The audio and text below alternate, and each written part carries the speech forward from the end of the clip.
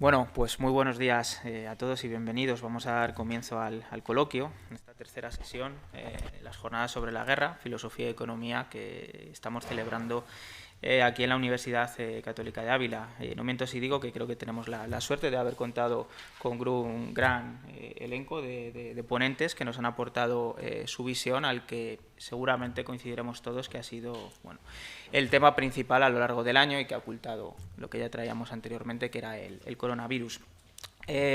Don Fernando Velasco nos ha impartido la charla titulada Contra esta seguridad, una aproximación a los servicios secretos.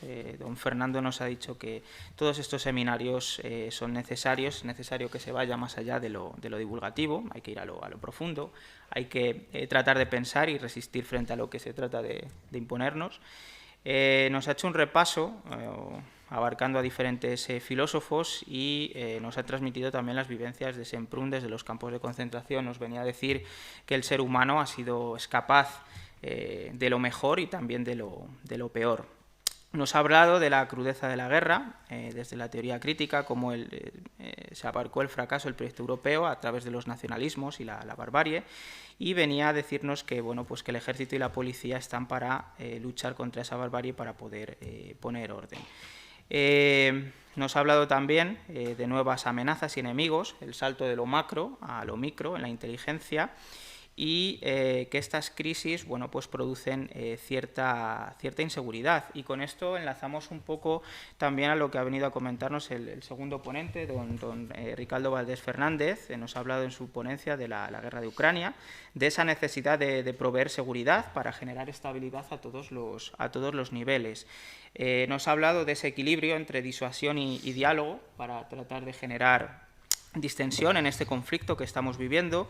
Ha abarcado también la situación que se está dando en el este, que se ha convertido en el sur a través del grupo Wagner en Rusia, y cómo está operando en África, y ha centrado posteriormente su discurso en las ciberamenazas y las amenazas híbridas.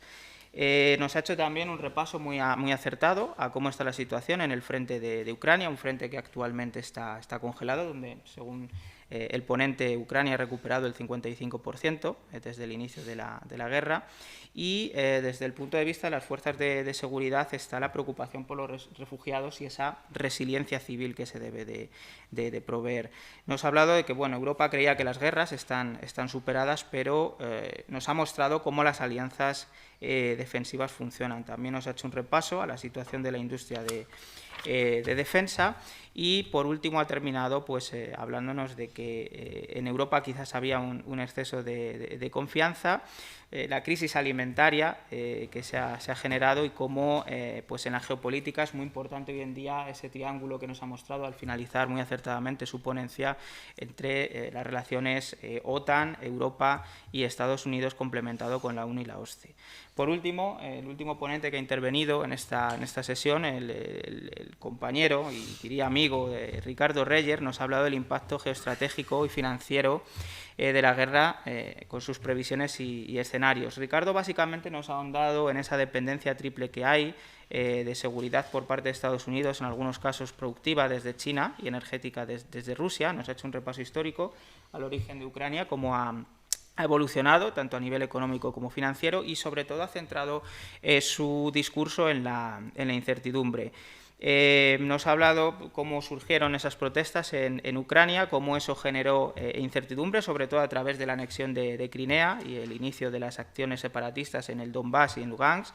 Y a nivel económico ha centrado su charla en esa gran dependencia energética que tiene Europa y la incertidumbre que se genera en los mercados. Nos ha dado unas nociones también excelentes sobre la inflación, cómo esto ya venía provocado antes de la propia guerra, por derivación de la pandemia, y probablemente también lo ha dejado caer por la política ultraexpansionista monetaria del Banco Central Europeo.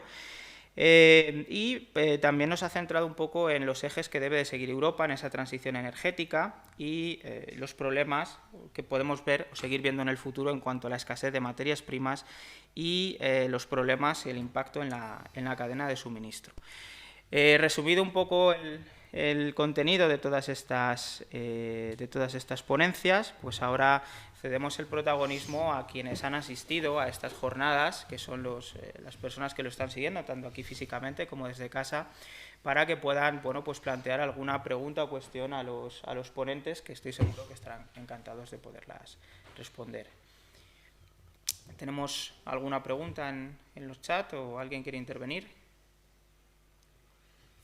Bueno, voy lanzando yo, si os parece, un par de cuestiones que están entrelazadas en lo que se animan los ponentes, y bueno, va un poco dirigido a los tres, ahora podéis decidir, y es uniendo un poco lo que comentaba el profesor, el ponente Ricardo Valdés, nos comentaba que Europa ha deslocalizado mucha industria. Entonces la pregunta sería si cree usted coherente y necesario que se vuelva a fortalecer y a relocalizar la industria de defensa en Europa. Y enlazando un poco esta pregunta al profesor Reyer, nos hablaba de la necesidad de la transición energética. Es decir, queremos evitar el gas ruso, pero muchas veces la transición energética se está derivando hacia placas solares, energías renovables, y quienes fabrican esos productos están radicados en China. Por lo tanto, no sería sustituir una dependencia desde Rusia hacia China, si es necesario también relocalizar toda esta industria.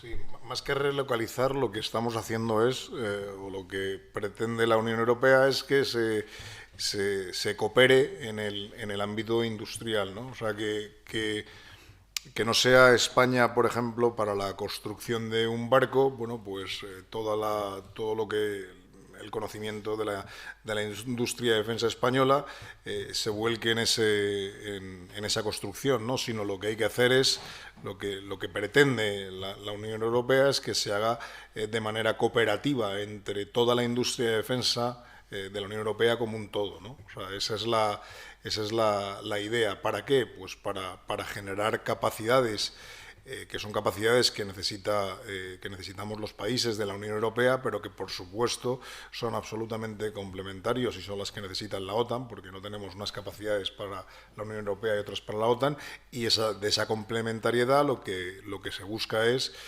bueno, pues que generar capacidades de manera inteligente, ¿no? Y eso se hace en base a ser cooperativos, ¿no?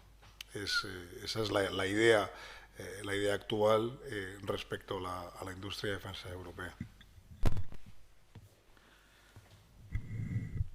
Bien. Sabes que yo hablo, luego me dices si te contesto o no a lo que has preguntado. La verdad que la propia a nivel digamos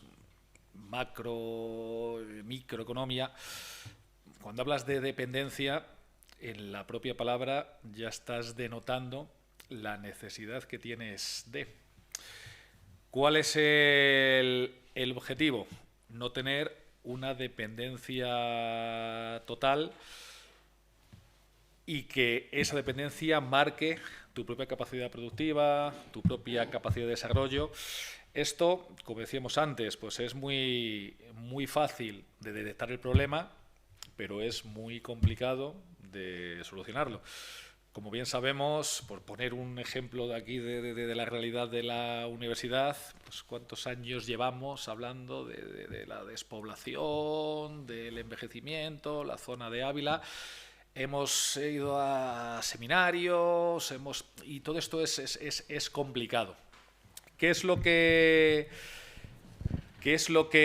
creemos las previsiones de cara a futuro? Pues por lo menos las dependencias luego son las que son, ¿no? Los materiales están donde están, las facilidades, pero que en el proceso lo que realmente aporta el valor, que es el proceso de transformación, el proceso de productividad, que no se produzca esa deslocalización, pero no porque los recursos están donde se encuentran, ¿no? Y al final pues no se pueden desarrollar en muchos casos, pero que esa deslocalización no sea industrial. Eso es lo que una de las máximas cuando en los foros, en Davos, etcétera, en estas reuniones que se tratan de de dar respuesta es a que esa dependencia por temas de costes, por temas de ayudas puntuales, que no sea una deslocalización que suponga que esa dependencia sea mayor, porque ya no es dependencia solo de recursos, dependencia energética, sino dependencia, tecnología, fabricación, etcétera. Pero todo tiene sus consecuencias, ¿no? Porque si no se quiere esta dependencia, si queremos evitar esa deslocalización, que fue común sobre todo en los países del este de Europa, ¿no? A medida que los años 80, etcétera, esta deslocalización de fábricas, de industria, pues tendremos que asumir que esa inflación será mayor, ¿no? Porque cuesta más producirlo aquí, a lo mejor. Todo esto es muy complicado al final, en mi opinión. Muy bien, Ricardo, muchas gracias. Fernando, ¿querías? Simplemente decir una cosa o varias, ¿no? Yo creo que la virtud que tienen nuestros políticos es que cuando ven luz al final del túnel, ellos construyen más túnel. Y eso es una suerte. ¿Por qué digo esto? Porque yo creo que desde la primera crisis de bursátil que hubo, después viene la del 2008, ahora tenemos esta, pues hemos aprendido muy poco. En ética hablamos de la ética del tiempo, de que quién es responsable desde que se produce todo esto hasta que se toman soluciones del sufrimiento y las desgracias que todo eso conlleva. ¿Por qué digo esto? Porque creo que Europa tiene ahora dos retos. Uno, la soberanía tecnológica, que nos hemos dedicado a pájaros y flores, y ahora hemos descubierto también el problema de la soberanía energética. Pero es que la amiga Alemania, que nos quería cambiar a través del comercio su relación con Rusia, no es que solo quisiera cambiar a Rusia, que hemos visto que no le ha cambiado nada, es que obtenía gas muy barato y le ha servido de locomotora. Con otro problema, que el señor Schulz, el presidente, ha ido a China ahora con un montón de empresarios y ha dejado a Costco, una empresa rusa, el 25% del aeropuerto de Hamburgo, que va a caer estratégicamente otra vez en el mismo error, echarse en manos de China. Y todo esto es la introducción para decir una cosa, que ha faltado algo, nos hemos preocupado de riesgos, de amenazas, pero hay una cosa que se llama anticipación, y ahí entra la inteligencia, que no somos capaces de anticiparnos y crear prospectiva y de haber visto los posibles escenarios, y nos vuelve a pillar el toro y vuelve a perder el pueblo soberano, que mientras que aguante, es decir, mientras aguante pagando impuestos y votando, pues señores, a disfrutar, que nos están matando de gusto. Sí, y aquí una cosa, Sergio, lo que decía el profesor, en esto quizás lo ha hecho, pero Rusia sí que lo ha hecho mejor, porque todo el... Son los malos más listos, ¿eh? Sí, eso decía, no hay nada peor que un malo listo. Toda la política con Schröder, de hacerle el representante del lobismo para energías, antinuclear, etcétera, eso lo ha trabajado muy bien y con una política muy, muy a largo plazo. Lo cual, esto, ahora, Ricardo, si me permites también entrar sobre esa pregunta, que a mí sin tener ni la más absoluta idea a nivel militar, de estrategia y qué es lo que puede pasar, con una previsión tan de cirujanos sin ningún tipo de escrúpulos, a mí me extraña muy mucho que la guerra sea tan desastre como dicen, que no sé, me extraña eso, me extraña que dicen, es que un desastre le van a... Con toda esa operación que ha habido, poquito a poco, ¿no? Porque hablábamos lo de Chechenia nada más entrar, que acordaos, joder, lo de las bombas, que el teatro, que no sé cuánto, esto... Luego Georgia, luego entra en Crimea, luego apoya no sé cuántos, es complicado. Pero que toda esa labor la han hecho muy bien. Y al final, si las medidas que se va a tomar en la Unión Europea son de patio de escuela, decir, oye, pues ahora vamos a decir que son verdes, que es lo importante, lo nuclear, y oye, pero ¿Y esto es lo que aportamos aquí para salir? No sé, yo lo veo complicado.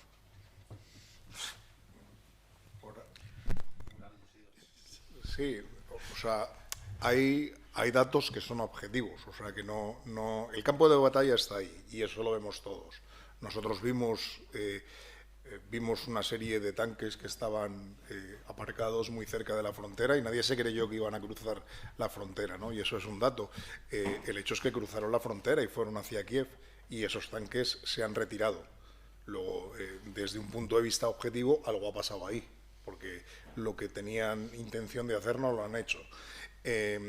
Estaban en Kharkov y en Kharkov se han retirado y se han retirado de manera desorganizada. Y eso es otro dato. En Jersón ha pasado lo mismo, pero se han retirado de una manera organizada, ¿no? Y ahora se han puesto en defensiva. Quien llevaba la iniciativa, el que cruzó la frontera de Rusia, y ahora estamos donde estamos, en un estancamiento, ¿no? Bueno, eso es un hecho. O sea, esos son los datos con los que nosotros estamos trabajando, ¿no?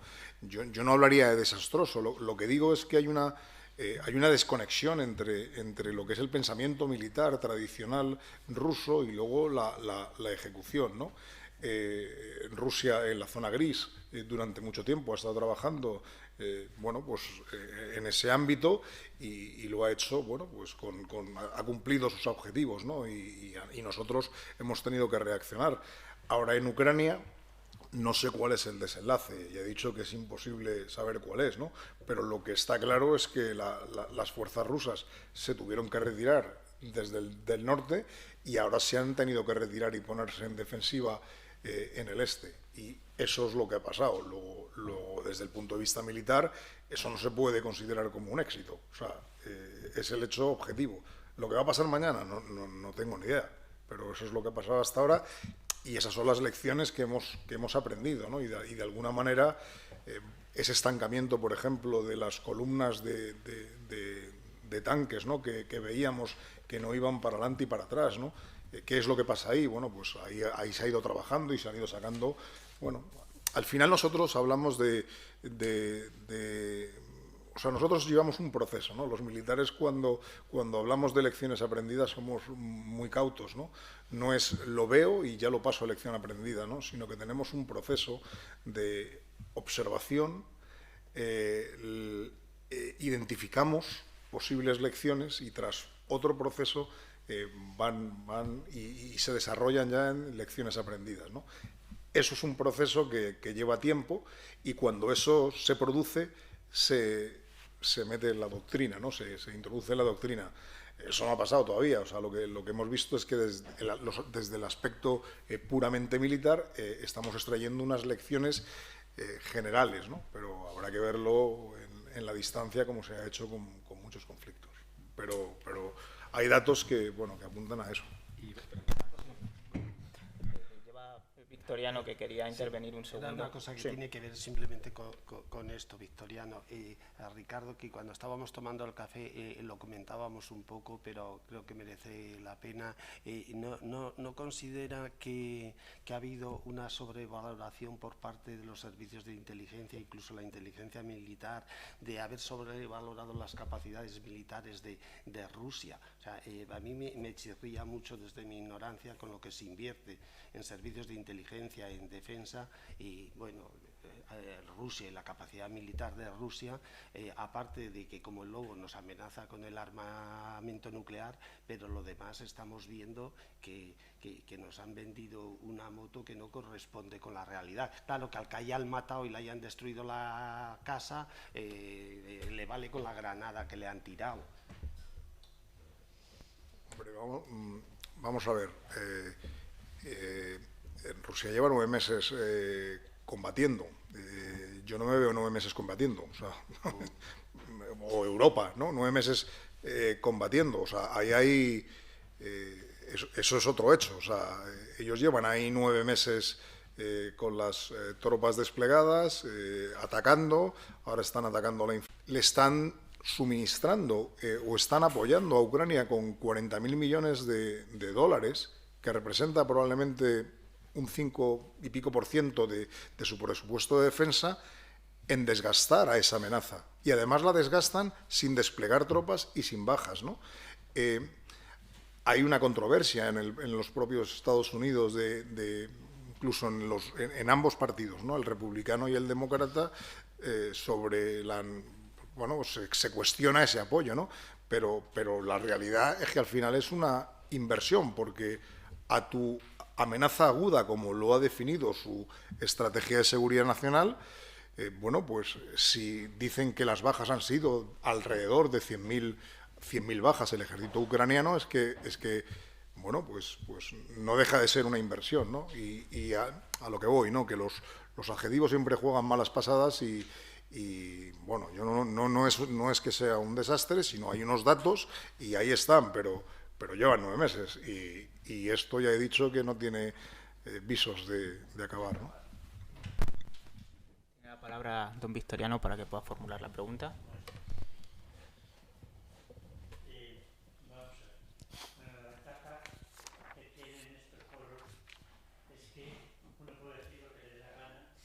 Igual Street cerra igual.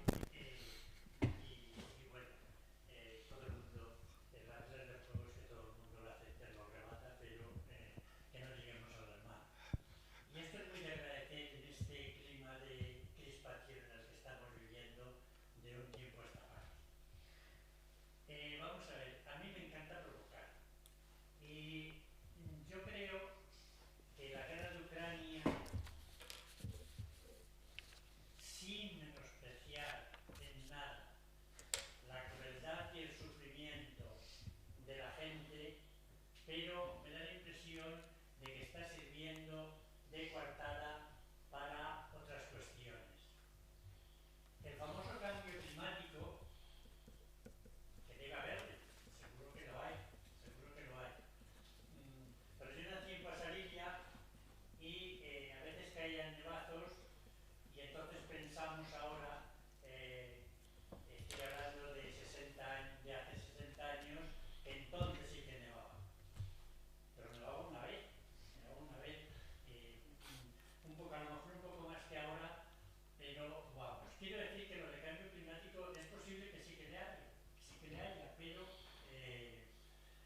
el famoso cambio climático nos está metiendo en otros líos y nos ha metido en el lío de los precios de la energía. Yo estuve una vez debe hacer como 15 o 20 años en un seminario en Nuevo México, en Los Álamos. Los Álamos es uno de los centros de investigación más importantes del mundo y de Estados Unidos, donde los científicos acuden a su oficina todos los días desde Santa Fe en avionetas. Quiere decir que tienen unos ingresos muy considerables.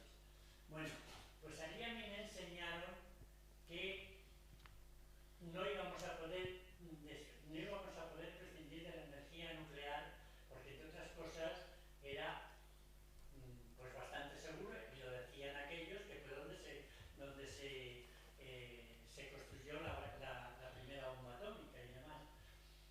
Y ponían muchos reparos a las renovables, fundamentalmente por la eficiencia, por el problema de la eficiencia.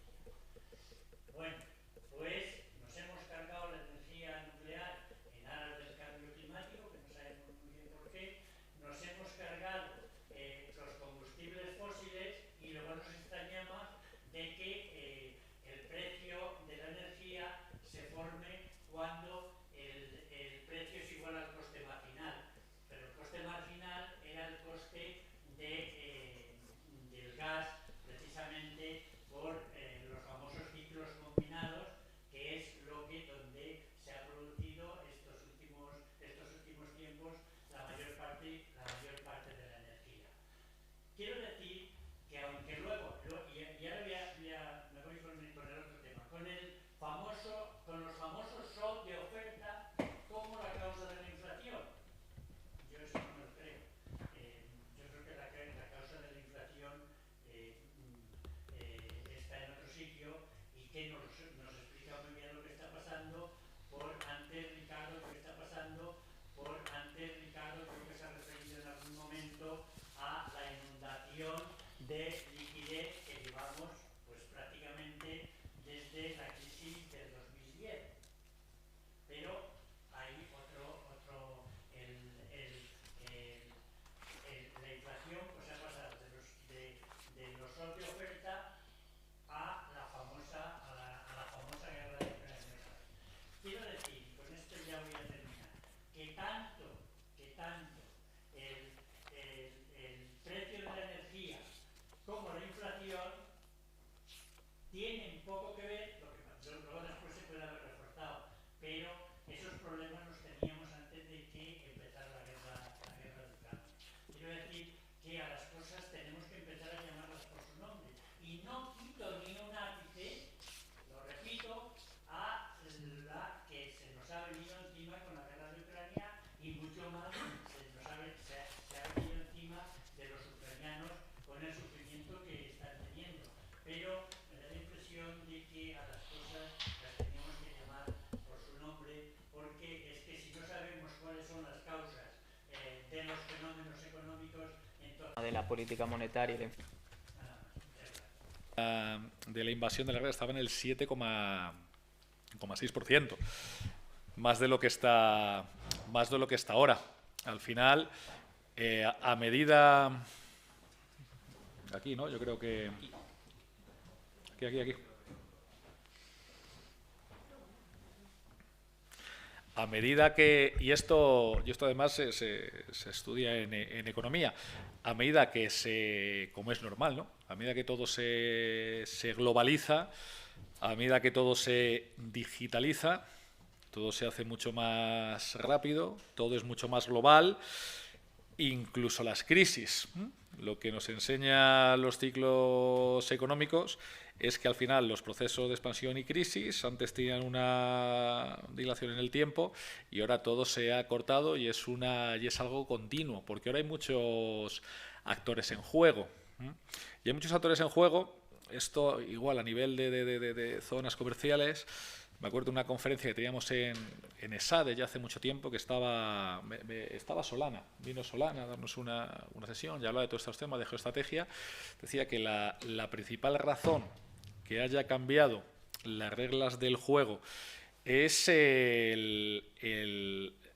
la geoestrategia global, pero sobre todo los índices de productividad. Cuando en Europa lo que hacíamos era coger recursos, materias primas, y nosotros poníamos la tecnología, la productividad, nos daba margen para ese beneficio extra, porque éramos nosotros los que aportábamos valor, los que aportábamos la ventaja competitiva que estaba dispuesto a pagar el cliente y el resto de países, y con eso nos daba para financiar pues todo el estado del bienestar, todos los costes que demos, etcétera. Pero la situación ha cambiado. En China, India, el sudeste asiático, Pacífico, ya no te mandan únicamente figurita de barro. De hecho, los datos, incluso a nivel académico, ¿no? El triángulo de oro de China, India, es donde más patentes salen, es donde más artículos académicos salen, es donde más ingenieros se gradúan, es donde están los principales centros de innovación, etcétera. Pues tenemos que competir contra esa nueva realidad, y con una realidad que nuestro modo de vida, gracias a Dios, tiene una serie de costes sociales, volviendo a la economía, y de gasto público que en otros sitios no hay. Y seguir compitiendo así, pues es cada vez más complicado. Cada vez más complicado. No sé si lo que me hayas preguntado, Victoriano, y no sé por qué acabo hablando de esto, pero bueno, no sé si era así lo que decías tú. Más que otra cosa, lo que intentaba era provocar un poco. Yo creo que lo has conseguido, Victoriano. Tenemos por aquí también otra cuestión que quiero... Gracias. Quería disculparme primero por el proceso, Ricardo, que he llegado tarde. No he hecho de escucharte y voy a hacer mis preguntas. Una pregunta muy corta a don Ricardo. Una inquietud personal, más bien mirando al pasado. soy una persona de certezas, que ahora haré una pregunta a Fernando Velasco sobre certezas. El pasado de la guerra, que a lo mejor es muy tonta, pero a mí me inquieta mucho escuchar un argumento que dice cómo los ucranianos en realidad tuvieron mucha culpa de todo lo que está pasando por una masacre supuesta que hicieron a los habitantes del sureste de Ucrania rusófilos. La inteligencia militar ha dicho sobre esto algo más allá de las noticias que uno oye a un tertuliano y a otro tertuliano en la radio. Y bueno, aquí termino mi pregunta. No sé si quieres algo.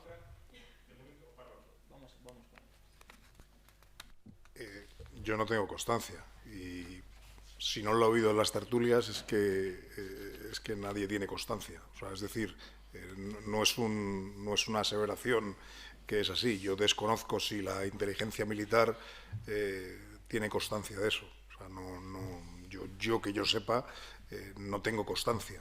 Pero no quiero decir que ni que sí ni que no, sino que yo no sé.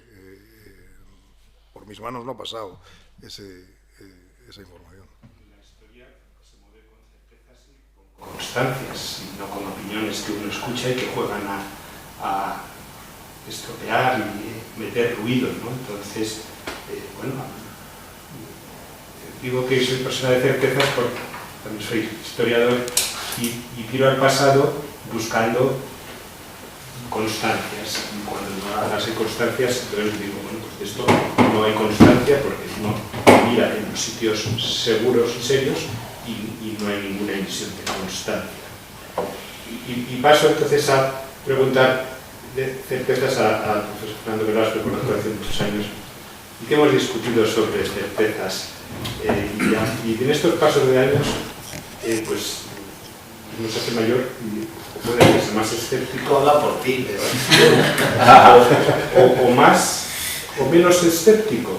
Y ayer estuvimos una jornada hablando mucho de la guerra, la discusión sobre la guerra en los clásicos del pensamiento político europeo, desde donde nos sentimos a gusto los escolásticos, toda la modernidad. Y mi pregunta es un poco también siguiendo a el maestro que le gusta generar controversia. Bueno, yo estoy muy convencido de que Europa ha aportado, y precisamente en esa reflexión sobre la guerra y de todos estos tratados, ha aportado un avance a la humanidad respecto a la dignidad de los derechos humanos. Hablo de Occidente, de Europa. Pues eso, ¿no? Respeto a la persona, en las instituciones, en el Estado de Derecho. Y a mí me duele tanto escepticismo cuando decimos, bueno, pero seguro que algo hemos hecho mal. Sí, pero hemos hecho cosas muy bien y entonces eso mismo a la economía. Claro que el mercado tiene muchos fallos, pero hemos descubierto que, como dijo Adam Smith, la naturaleza y la causa de la riqueza de las naciones es cuando tienes unos entornos de libertad económica, con un Estado poco interventor, con una fiscalidad sana, con un juego del mercado que es mejor que el juego del monopolio. Entonces yo te reclamo, ¿es posible, o qué pegas le ves a estas certezas? ¿O consigo embarcarte en mi convencimiento de las certezas?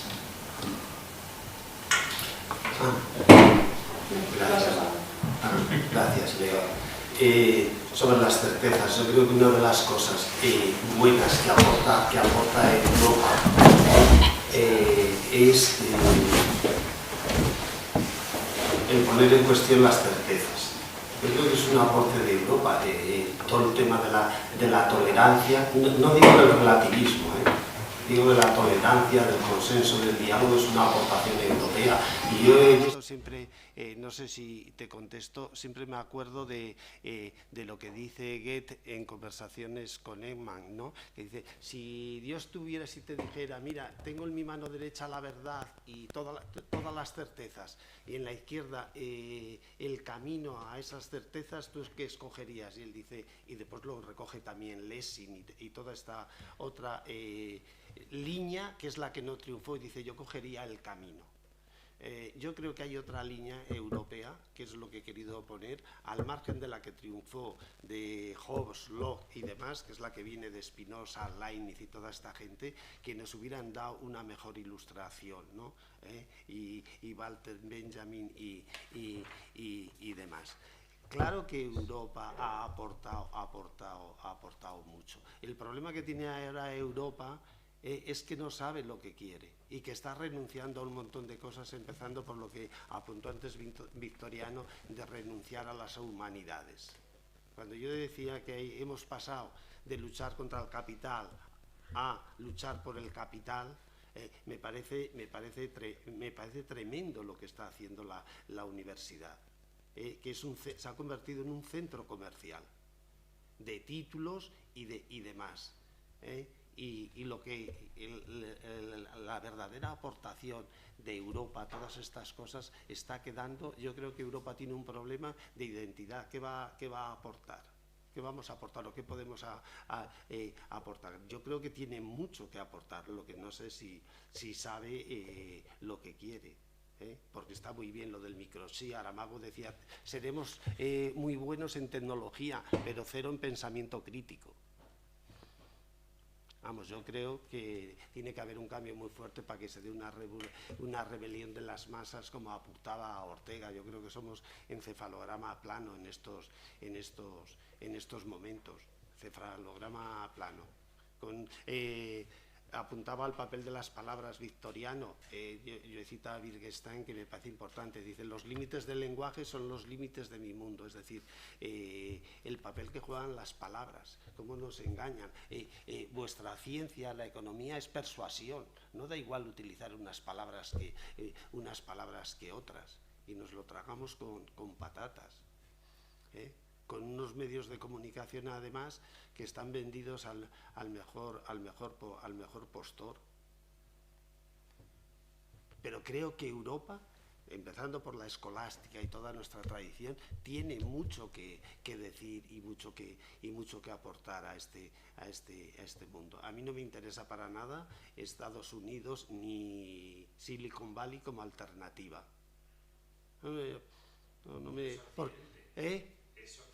Una parte, no quiero decir que quiera volver al botijo, porque sabe mejor el agua del frigorífico que del botijo. No sé si estoy exagerando, pero quiero que se me entienda. No quiero volver al botijo, y ir de Madrid a Zamora en 1 hora es mejor que ir en un carro.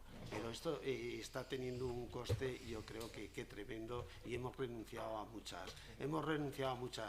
muchas cosas, ¿no? Y porque después también hay muchos intereses en todo esto, con la guerra y Victoriano, y no quiero monopolizar, moderador, córtame, que ha dicho de intereses y cómo no nos venden motos, como gente que era muy mala, eso de que no hay amigos permanentes sino intereses permanentes. Venezuela era muy mala hasta antes de ayer que descubrimos que tiene eso y nos tenemos que hacer amigos y todo esto chirría, y ya sin entrar en nuestros partidos políticos y demás. Yo suelo decir que si el voto sirviera para algo estaba prohibido. Muchas gracias, Fernando. Tenemos también por aquí otra cuestión. Adelante.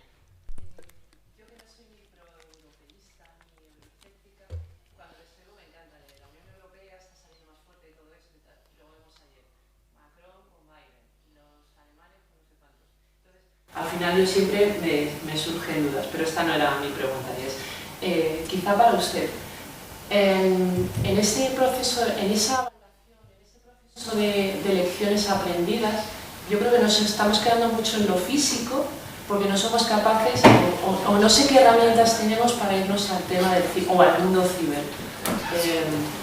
Dice que todavía estamos lejos de hacer lecciones aprendidas de esta dichosa guerra, pero estamos intentando, no sé si desarrollar alguna herramienta que implemente o que incluya en ese proceso de lecciones aprendidas todo lo ciber, porque es verdad que lo físico, usted ha dicho, y yo estoy de acuerdo con usted, es que se ha congelado, que los tanques, las fronteras, las invasiones, los retrocesos, yo creo que ahí estamos estancados, pero yo creo que en el ciber estamos perdiendo.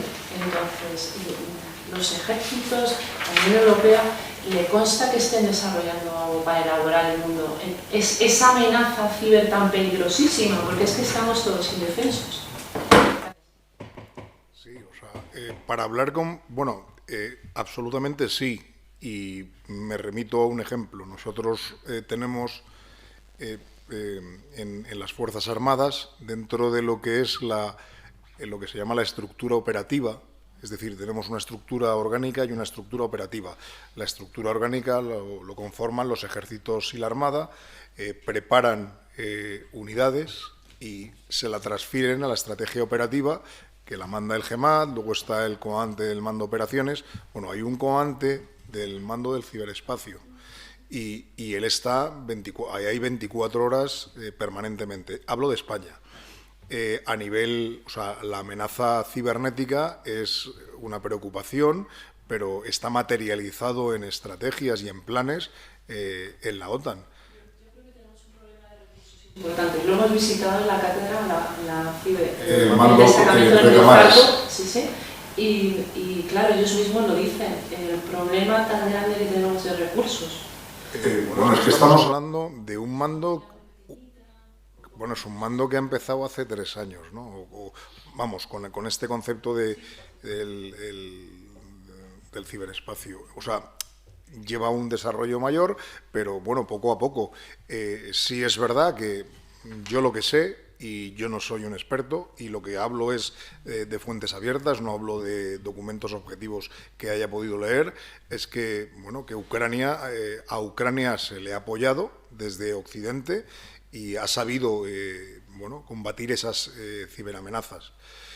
Cada país habrá aportado lo que haya aportado en la medida, ¿no? Pero yo creo que todo el mundo es consciente. Existen ahora mismo dos tipos de fondos en la Unión Europea que precisamente está para eso. Uno presupuestario, que es el Fondo Europeo de la Defensa, que es a largo plazo, desarrollo de capacidades, toda la industria europea, incluida la innovación, y ahí me consta que se está trabajando. Y luego está el Fondo Europeo para la Paz, que es un presupuesto extrapresupuestario, ¿no? Entonces la respuesta es sí, es sí. El hecho de que es que es difícil saber en el ámbito, o sea, en el ámbito cibernético, bajo mi punto de vista, porque en su momento tuve que redactar un plan, ¿no? Es difícil saber primero qué es atacar y qué es defenderse. Es difícil saber quién gana y quién pierde. O sea, lo que sí que es verdad es que en términos de resiliencia sabes cuándo has sufrido un ataque y tú te has repuesto a ese ataque.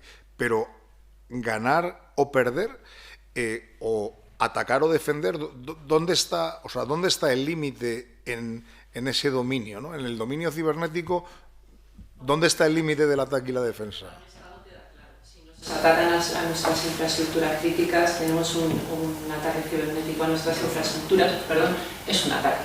Y independientemente de nuestra capacidad de reacción, de cómo es la solución, eso es un ataque. No sabemos de quién viene o cuál es el principal actor que ha atacado, pero yo creo que el ataque sí que es claro que lo recibimos. Claro, pero yo me pongo en el caso mío, que yo tengo que prever eso. Sí, y para defenderme, ¿qué hago? ¿Ataco?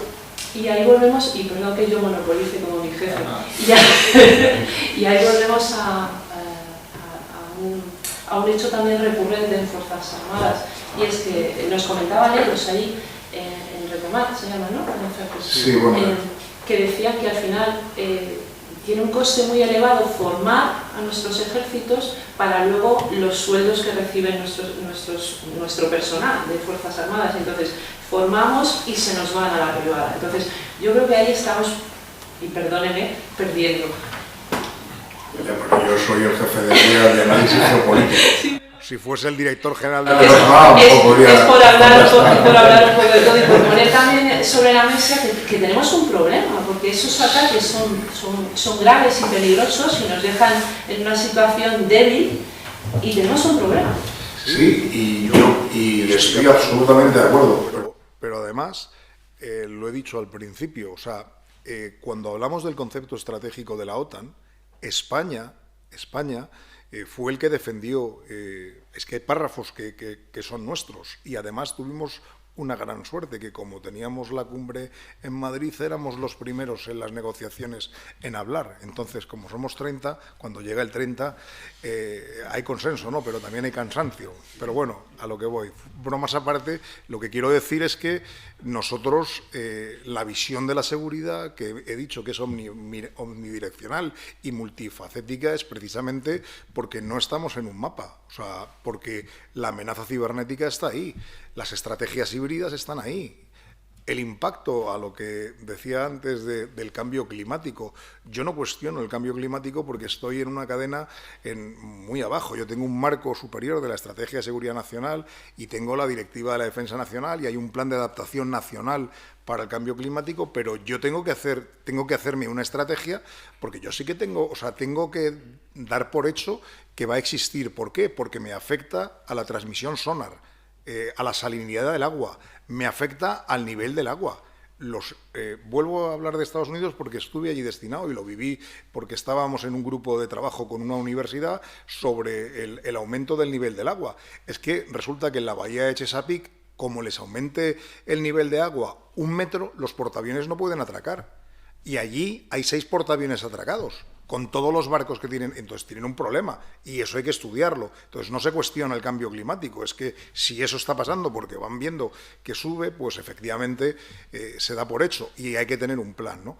En el caso de las amenazas cibernéticas hay un plan y hay que dotarle de recursos y los recursos están encima de la mesa.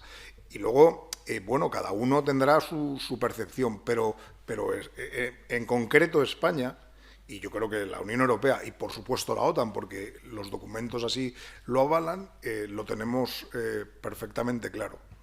Pero, insisto, es difícil saber quién gana, quién pierde, y desde el punto de vista tuyo, para defenderte, también es cuestionable si... O sea, ¿para defenderte tienes que atacar o tienes que defenderte solamente? Porque, ¿sabes? O sea, el problema está que a ti te atacan una infraestructura crítica, pero ¿desde dónde?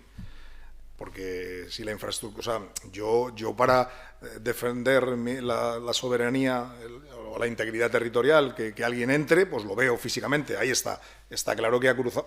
O si veo un pesquero en el Golfo de Lión, un pesquero francés que está pescando en mi zona económica exclusiva, pues lo echo. Pero en el ciberespacio, ¿cómo prevengo? Porque a mí lo que hacían, yo voy en un patrullero y me voy allí, y ya me coloco y me quedo aquí. Estoy en mi zona económica exclusiva, la toco. ¿Y las ciberamenazas? ¿O el ciberespionaje? Entonces... Pero somos conscientes, se está en ello y, bueno, es poco a poco. De momento... La palabra don Ricardo Reyer, que quiere añadir alguna cuestión. Una cuestión que me ha gustado, lo que decía el profesor, de los todo cuando cambian las estrategias, las relaciones, quien era muy malo ahora no es tan malo, el que era bueno no es tan bueno. Yo creo que igual que es la incertidumbre a nivel económico, lo que se habla son de estados previsibles, ¿no? De que sea previsible. Yo recuerdo siempre que que decían los americanos, ¿no? Del Musharraf, del de Pakistán, que decía, perdóname la expresión, lo digo en inglés para que no, el de is a son of the beach, decía, sí, pero is our son of the beach, pero es que es el nuestro, coño, eso decía.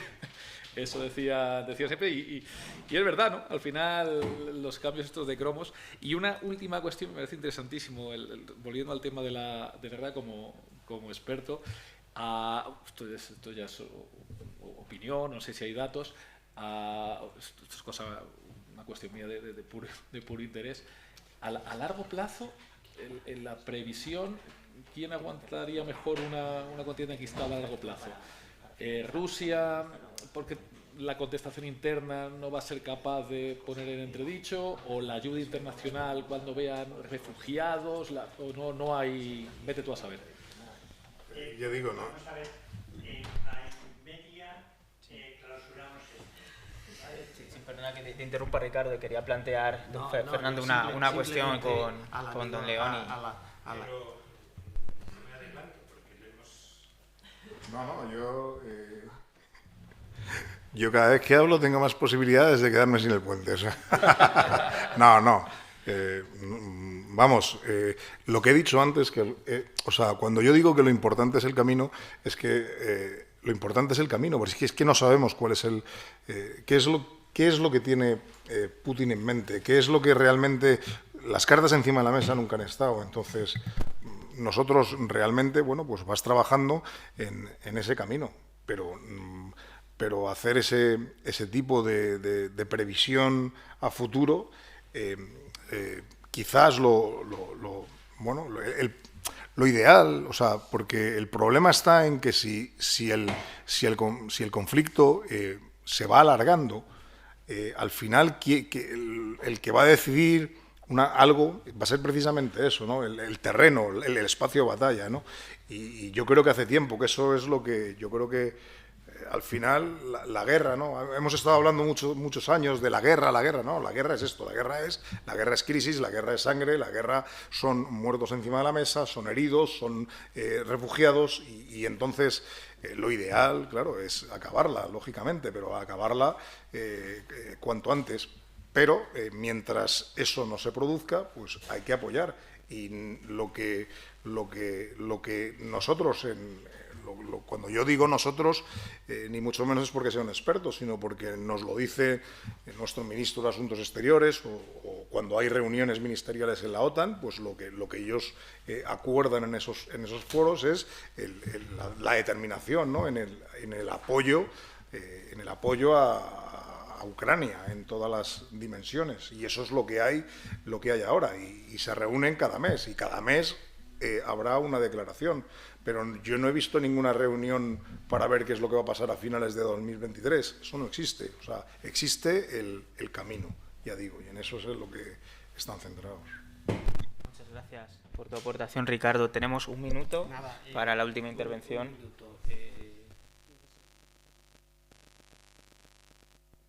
Mucho lo del camino y me ha recordado, yo creo que lo plantea fenomenal Machado en ese verso tan conocido por todos de que no hay camino, se hace camino al andar, pero para hacer camino no tiene que haberlo.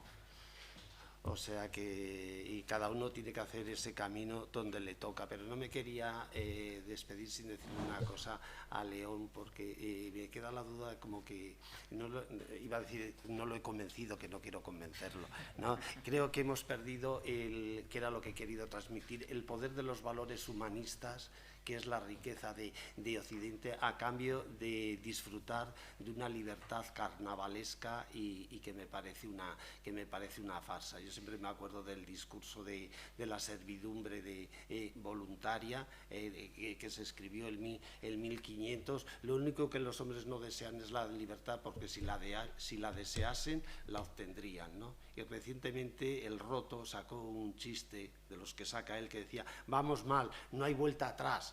Y le dice el otro: ¿y quién nos lo impide? Y dice: nosotros. Pues muchas gracias. Muchas gracias. Con esta última reflexión pues ponemos fin a esta mesa tan interesante que hemos disfrutado. Agradecemos al profesor Fernando Velasco, también a don Ricardo Valdés y a don Ricardo Reyer por su intervención, a Victoriano por la organización y además al vicerrectorado y a la Unidad de Cultura Científica por todo el apoyo que nos han dado en esta organización. Procedemos ahora al fin de las jornadas. Muchas gracias.